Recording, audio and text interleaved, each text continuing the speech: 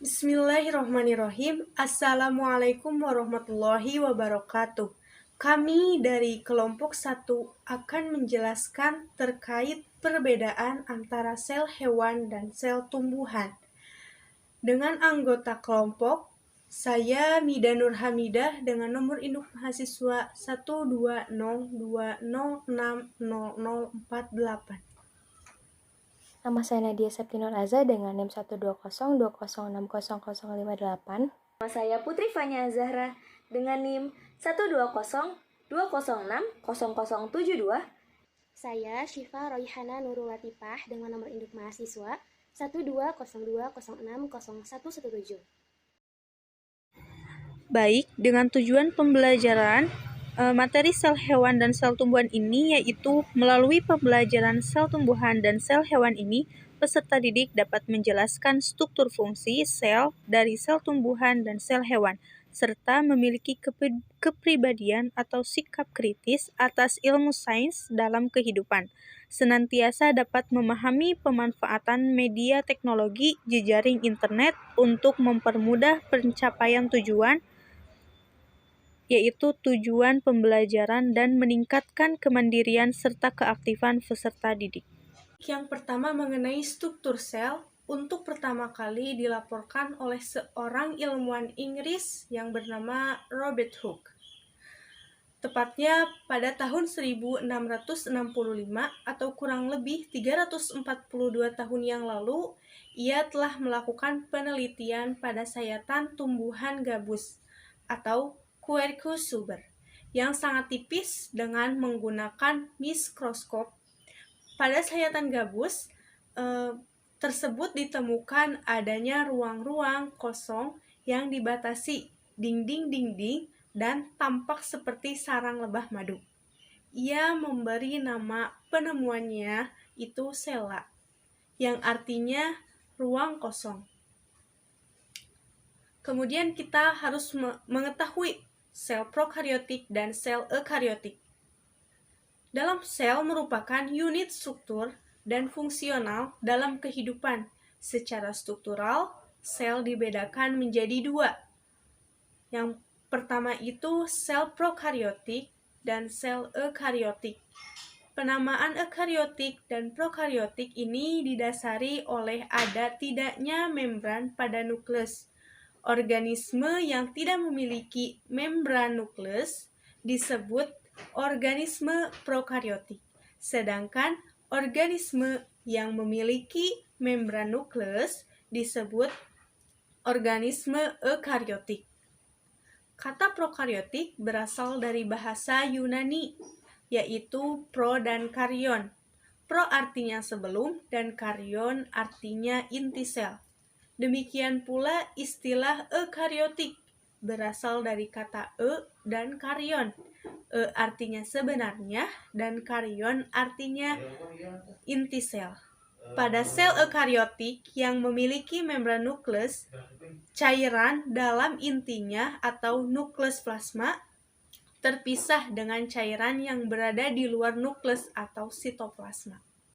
Bisa kita lihat perbedaan sel prokariotik dan eukariotik dalam tabel ini. Pada kesempatan kali ini saya akan menjelaskan tentang sel hewan. Sel eukariotik yang terdapat pada sel hewan merupakan sel yang tidak memiliki dinding sel serta kloroplas. Sel hewan tidak sama dengan sel tumbuhan, di mana pada sel tumbuhan memiliki dinding sel yang dapat menjaga integritas serta bentuk sel tumbuhan tersebut, sedangkan pada sel hewan tidak memiliki dinding sel. Oleh karena itu, sel hewan memiliki variasi dalam bentuk bahkan dapat bersifat elastis. Contohnya pada sel penyusun kulit manusia.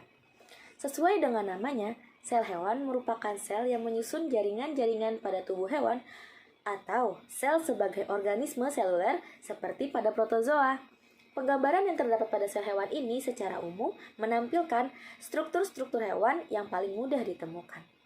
Organel yang sangat berperan dalam sel inilah adalah nukleus. Sedangkan aktivitas metabolisme yang paling banyak dilakukan yaitu pada sitoplasma. Berdasarkan struktur yang terdapat pada sel hewan, ada beberapa organel yang peranannya sangat berbeda dengan sel tumbuhan. Perbedaan ini berdasarkan fungsinya masing-masing.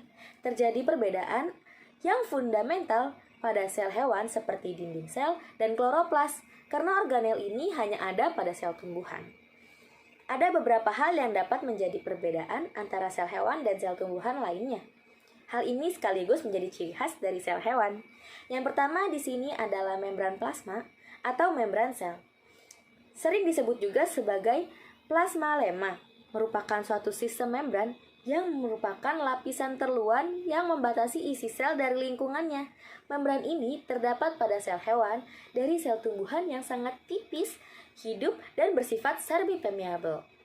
Membran plasma ini berfungsi dalam mengatur pertukaran zat antara sitoplasma dengan larutan luar sel, menyelenggarakan pertahanan, mekanisme, dan untuk memberi bentuk pada sel. Membran ini juga berfungsi sebagai penyelenggara komunikasi antar sel dan sebagai organel yang dapat mengontrol masuknya nutrisi dan mineral ke dalam sel. Yang kedua, di sini ada sitoplasma. Sitoplasma merupakan cairan matriks atau zat seperti gel yang berada di dalam sel. Sitoplasma tersusun atas partikel berupa material air dan juga protein. Fungsi utamanya ini adalah sebagai tempat berlangsungnya reaksi metabolisme yang terdapat di dalam sel. Sitoplasma ini juga sangat berperan dalam membantu dan memeriksa segala sesuatu yang terjadi di dalam sel kecuali nukleus yang merupakan inti sel. Nah, yang ketiga di sini adalah nukleus atau inti sel, merupakan salah satu organel yang berbeda di bagian pusat sel. Keberadaannya ini berfungsi sebagai pusat kegiatan yang ada di dalam sel. Di dalam nukleus ditemukan adanya cairan inti yaitu neukleoplasma, anak inti yaitu nukleus, dan selaput inti. Pada nukleolus yang merupakan daerah bernoda gelap yang merupakan anak inti dari nukleus, memiliki tanggung jawab dalam berbentuk protein dengan menggunakan RNA atau asam ribonukleat. Dengan neukleoplasma merupakan suatu cairan padat yang berada di dalam nukleus yang memiliki kandungan serat kromatin. Padatan ini berfungsi dalam membentuk kromosom dan gen, yang berperan sebagai pembawa informasi secara turun-temurun. Nukleus juga memiliki DNA pada sel eukariotik, di mana nukleus ini berperan dalam melindungi DNA tersebut dari kerusakan yang diakibatkan oleh reaksi yang terdapat dalam sitoplasma. Nukleus juga berperan dalam mengontrol perpindahan molekul antara sitoplasma dengan nukleus dalam hal mengakses DNA pada saat RNA dan protein dibuat olehnya. Sehingga setiap molekul yang terlibat di dalam proses ini harus masuk dan keluar dari nukleus. Peranan lain dari nukleus ini adalah sebagai pusat pengendali dalam sel. Jika nukleus dalam sel telur telah dirusak oleh benda atau makhluk lain, maka sel telur tidak dapat melanjutkan perkembangannya menjadi individu yang baru. Baik, kita lanjut saja ke materi berikutnya yaitu sel tumbuhan. Sel tumbuhan merupakan bagian dari sel-sel eukariotik, di mana bagian-bagian organel yang terdapat di dalamnya hampir sama dengan organel yang ada pada sel hewan. Hanya beberapa organel yang dimiliki tumbuhan, tetapi tidak dimiliki oleh hewan. Begitu juga sebaliknya. Ada organel yang terdapat pada sel hewan tetapi tidak terdapat pada tumbuhan. Penggambaran sel tumbuhan ini memiliki kemiripan sekaligus perbedaan yang cukup jelas antara sel hewan dengan sel tumbuhan. Salah satu organel yang terdapat pada sel tumbuhan yang paling penting ialah plasida. Jenis plasida yang sangat berperan bagi tumbuhan yaitu kloroplas, yang sangat berperan penting dalam proses fotosintesis. Karena tumbuhan ini menghasilkan makanannya sendiri dengan cara fotosintesis. Nah, organel penting lainnya yaitu dinding sel dan vakuola. Baik, pertama ada dinding sel. Dinding sel merupakan bagian dari sel tumbuhan yang terletak di luar membran plasma dengan bentuk yang tebal. Dinding sel ini mudah ditembus oleh saluran-saluran yang ada di dalamnya yang disebut plasmadesma. Dinding sel ini berperan penting dalam mempertahankan bentuk sel dan melindungi sitoplasma dan membran plasma dari kerusakan mekanis dan juga sebagai alat transportasi zat dari dalam keluar sel atau sebaliknya. Dinding sel yang terdapat pada tumbuhan terdiri dari 4 lapis, yaitu lamela tengah, dinding primer, sekunder, dan juga tersier, yang sebagian besar terdiri atas selulosa atau zat kitin Dinding sel yang terdapat pada tumbuhan mempunyai kekuatan daya tarik yang cukup tinggi dalam menahan tekanan osmosis yang dihasilkan dari perbedaan konsentrasi zat terlarut antara sel interior dan air di bagian ekstraseluler. Dinding sel memiliki ukuran ketebalan sekitar 0,1 nanometer. Kemudian yang kedua ada plasida. Plasida merupakan salah satu organel yang terdapat pada tumbuhan yang sangat berperan penting dalam proses fotosintesis. Plasida ini memiliki kromoplas yang mengandung klorofil yang disebut dengan kloroplas. Kromoplas merupakan plasida yang mengandung pigmen, misalnya karotin mengandung pigmen kuning, vicodinin biru, vicosantin kuning, dan vicoetrin merah. Kloroplas ini berperan dalam mengubah energi cahaya matahari menjadi energi kimia yang tersimpan dalam molekul gula. Adapun pigmen lain yang terdapat di plasida ini ialah kromoplas, yang merupakan pigmen yang memiliki warna yaitu hijau. Sedangkan pigmen yang tidak berwarna yaitu leukoplas. Yang ketiga ada vakuola. Banyak sel yang terdapat pada tumbuhan memiliki vakuola sentral yang besar. Bentuk vakuola ini sangat berbeda dengan sel hewan karena pada sel hewan bentuknya lebih kecil, bahkan pada beberapa sel ada yang tidak memiliki vakuola. Bentuk vakuola ini pada tumbuhan bukan hanya besar, tapi terlihat lebih jelas dan lebih kuat jika dibandingkan dengan sel hewan. Vakuola yang terdapat pada tumbuhan umumnya berisi air, fenol, alkaloid, antosianin, dan protein. Vakuola ini berasal dari pelebaran Re dan Kg. Sedangkan pada sel hewan, vakuola ini diselubungi oleh membran lipoprotein yang berfungsi sebagai penyimpanan, pemindahan material, dan memelihara sel dari tekanan dalam. Sedangkan pada tumbuhan, vakuola ini berperan dalam hal penyimpanan zat makanan, penguraian zat sisa sebagai zat hidrolikis makromolekul, dan sebagai pembesaran vakuola yang sangat berperan dalam mekanisme pertumbuhan pada tumbuhan. Di sini bisa kita lihat ya gambar perbedaan antara sel tumbuhan dan sel hewan. Di sel tumbuhan vakuolanya sangat terlihat jelas dan besar, sedangkan pada sel hewan cukup kecil. Vakuola ini juga berfungsi dalam kegiatan autofag. Autofag merupakan suatu kegiatan dalam metabolisme yang melakukan proses pemecahan komponen-komponen sel yang tidak lagi dibutuhkan. Dalam proses autofag dilakukan oleh organel lisosom. Vakuola dalam menjaga keseimbangan antara biogenesis dan degradasi zat-zat dalam sel. Vakuola pada sel hewan sangat berperan dalam membantu proses eksositosis dan endositosis. Pada eksositosis, molekul yang ada pada protein dan lipid dikeluarkan dari sel. Namun, vakuola ini tidak berperan langsung dalam pengeluaran lipid dan protein. Akan tetapi, vakuola ini berperan hanya sebagai wadah atau tempat dalam lipid dan protein tersebut bereaksi. Proses yang ada pada endositosis merupakan kebalikan dari eksositosis. Nah, kan tadi sudah dibahas mengenai tentang penjelasan sel eukariotik, sel prokariotik, dan dibahas juga tentang sel tumbuhan dan sel hewan. Nah, setelah kita memahami hal tersebut, kita juga harus dapat mengetahui apa saja sih yang dapat menjadikan persamaan dan perbedaan sel hewan dan sel tumbuhan ini.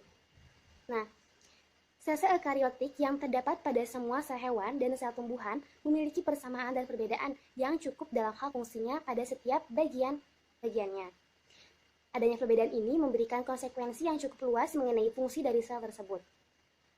Adapun perbedaan dari kedua sel tersebut dapat kita lihat dalam tabel seperti di bawah ini.